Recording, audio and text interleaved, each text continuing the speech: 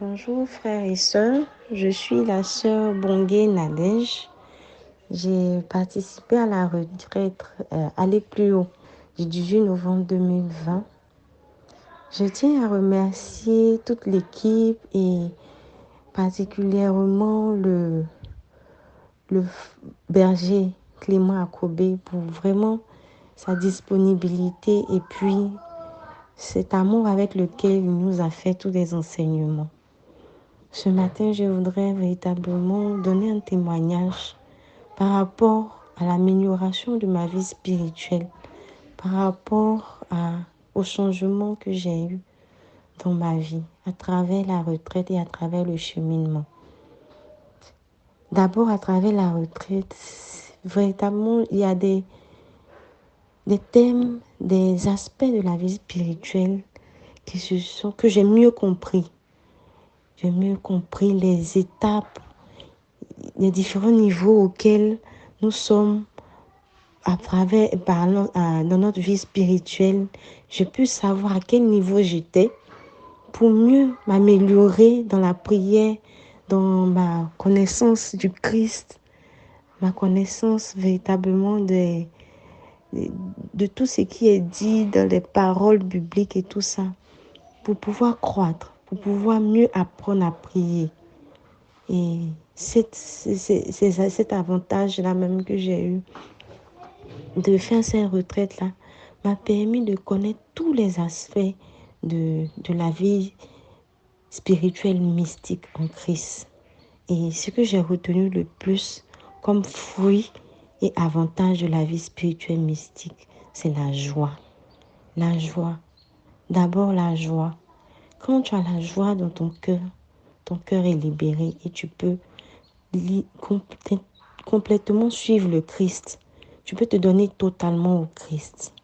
Et cette retraite, j'ai pu m'orienter vers le groupe rouge parce que j'ai senti ce besoin d'approfondir ma foi, d'approfondir ma relation avec Jésus, mon intimité avec Dieu et à travers la prière et à travers l'amour.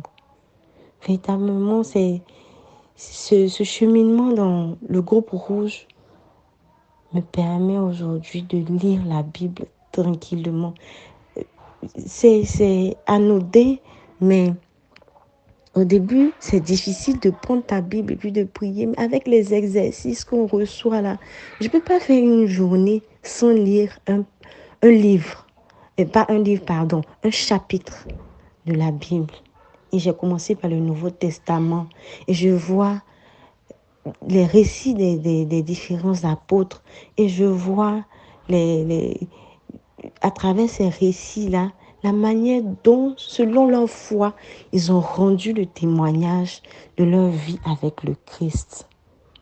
Et tous les miracles que le Christ a opérés, avec quel amour il a fait, vraiment me donne encore plus de force pour continuer à aller vers le Christ parce que l'amour de Dieu pour nous est tellement grand, est tellement fort que on ne peut pas ne pas le lui rendre, ne pas aimer notre prochain. Il y a aussi l'oraison spirituelle, l'oraison mentale, la prière dans toutes tes activités. J'ai compris que la prière, c'est pas seulement s'asseoir, choisir une heure, bien prier à haute voix, même dans toutes nos activités, une pensée pour le Christ. Et surtout les mauvaises pensées, quand elles viennent, les remplacer par la prière, par l'oraison, par l'appel de Jésus, demander le secours de Jésus, pour demeurer toujours dans la joie, parce que c'est souvent les mauvaises pensées qui gâtent notre joie, Dernièrement, nous avons lu Galates 5 et Galates 6.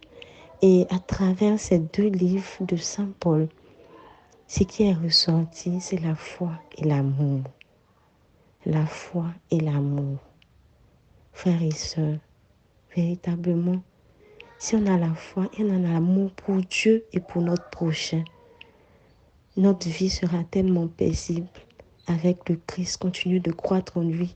On n'aura plus peur de tout ce qui est sorcellerie, tout ce qui est, on appelle lien, tout ça. C'est l'abandon total en Christ parce que le Christ fera tout le reste pour nous. Voilà, j'ai fini mon témoignage.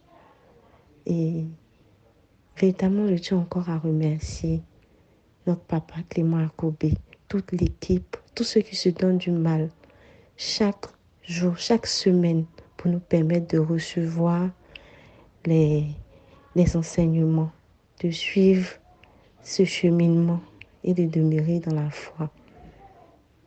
Que véritablement le Seigneur bénisse chacun d'entre nous et nous aide à pouvoir marcher sur ses pas, qui nous aide à pouvoir marcher sur le chemin qu'il a tracé pour nous. Merci pour tout. Que Dieu nous bénisse. Amen.